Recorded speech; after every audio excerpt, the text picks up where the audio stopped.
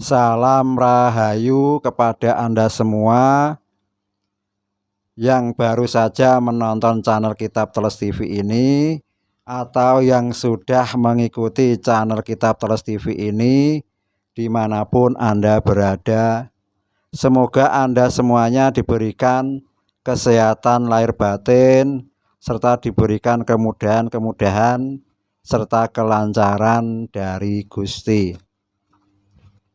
Pada kesempatan kali ini saya akan mewedarkan kawruh ilmu Jawa tentang Kitab Teles full bahasa Indonesia, agar kita bisa memperoleh pelajaran dan kemanfaatan dari apa yang saya terangkan. Pada bab kali ini saya akan menerangkan tentang simbol diri atau membaca ayat diri, yaitu makna dari telinga, kemudian godek atau rambut di depan telinga. Telinga orang Jawa menyebutnya kuping. Kuping itu mempunyai makna, yaitu kumpulane isine ngalam. Saya ulangi, kuping kumpulane isine ngalam. Artinya kumpulannya isinya alam. Maka kita harus bisa mengkaji diri, apa benar kuping itu isinya kumpulannya dari alam. Kuping itu sebagai alat pendengaran. Jadi segala sesuatu bunyi atau suara di alam semesta ini mampu tertangkap oleh telinga. Jadi segala informasi yang baik, yang buruk itu mampu kita tangkap. Maka dimaknai yaitu kumpulannya isinya alam. Maka tanpa filter, telinga ini juga bisa menimbulkan efek baik dan efek buruk bagi kita. Misalnya informasi itu tidak benar kita dengar, langsung kita percaya, maka kita akan mendapatkan kerugian atau keburukan. Tapi jika informasi itu baik, kemudian kita laksanakan, maka akan mendapatkan kebaikan pula.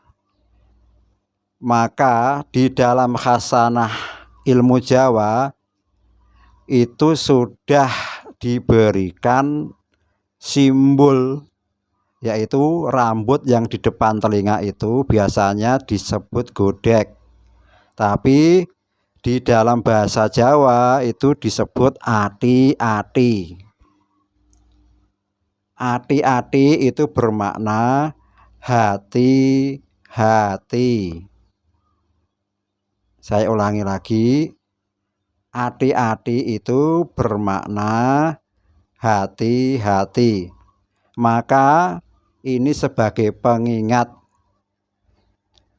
kepada kita bahwa segala apapun yang kita dengar itu sebaiknya jangan langsung dipercaya, jangan langsung diiyakan, maka perlu dikaji dulu, yaitu dengan sikap hati-hati yang sudah disimbolkan orang Jawa, yaitu rambut yang berada di depan telinga itu disebut ati-ati. Maka bila diartikan ke dalam bahasa Indonesia bermakna atau berarti hati-hati, atau sudah dikasih rambu hati-hati. Maka ini sebagai pengingat kita, segala informasi baik yang kita dengar jangan langsung dipercaya. Kemudian segala sesuatu yang kita lihat pun jangan langsung dipercaya. Kemudian segala sesuatu yang kita hirup maka jangan langsung dipercaya. Maka harus bersikap hati-hati, dicari kebenarannya, dicari sejatinya agar kita tidak tersesat atau mendapatkan keburukan atau bisa dimanfaatkan oleh orang lain. Maka dalam pelajaran ini yang kita tekankan yaitu, saya ulangi, kuping kumpulane isine ngalam, atau kumpulannya isinya alam. Kemudian rambut godek yang ada di depan telinga itu disebut ati-ati, yaitu hati-hati. Maka hati-hati ini kenapa ditaruh di kepala bagi orang Jawa? Karena jalannya masuknya nafsu itu di alam pikiran. Nah, nanti kita bahas lebih terinci jalan masuknya nafsu, duduknya nafsu, dan lain sebagainya. Maka kata atau ucapan ati-ati ini disematkan di dalam kepala itu sebagai pengingat kita. Kok tidak disempatkan di dada atau di tangan?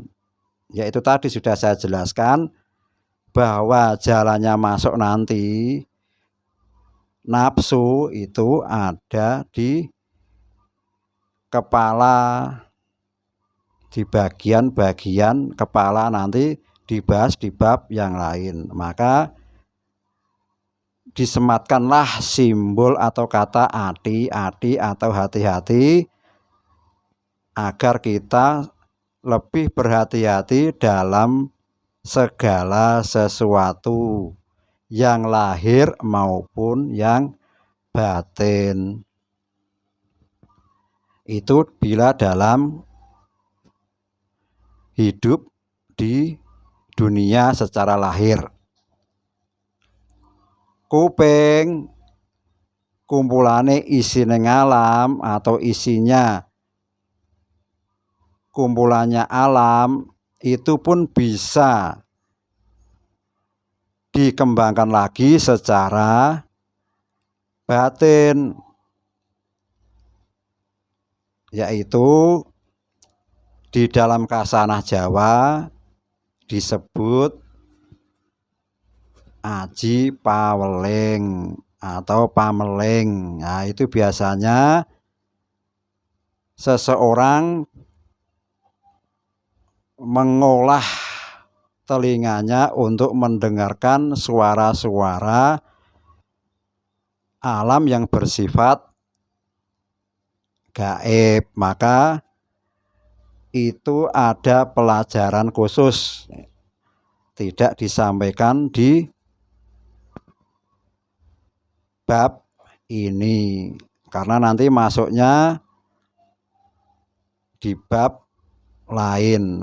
Maka yang disampaikan ini adalah pelajaran dasar agar kita lebih berhati-hati, kemudian mampu menerapkan budi pekerti yang baik karena itulah yang utama. Karena percuma kita mempunyai aji pameling, bisa mendengarkan wisik lewat telinga, tapi tidak berbudi pakerti, maka akan celaka sendiri akhirnya. Maka yang diutamakan adalah budi pekerti sebagai dasar pondasi. Maka apabila wadaran ini cocok di hati, maka boleh dipakai di dalam kehidupan sebagai pedoman hidup, pengingat hidup, agar kita selalu mendapatkan keberuntungan, mendapatkan keselamatan diri. Apabila wadaran ini tidak cocok di hati, silahkan dikesampingkan.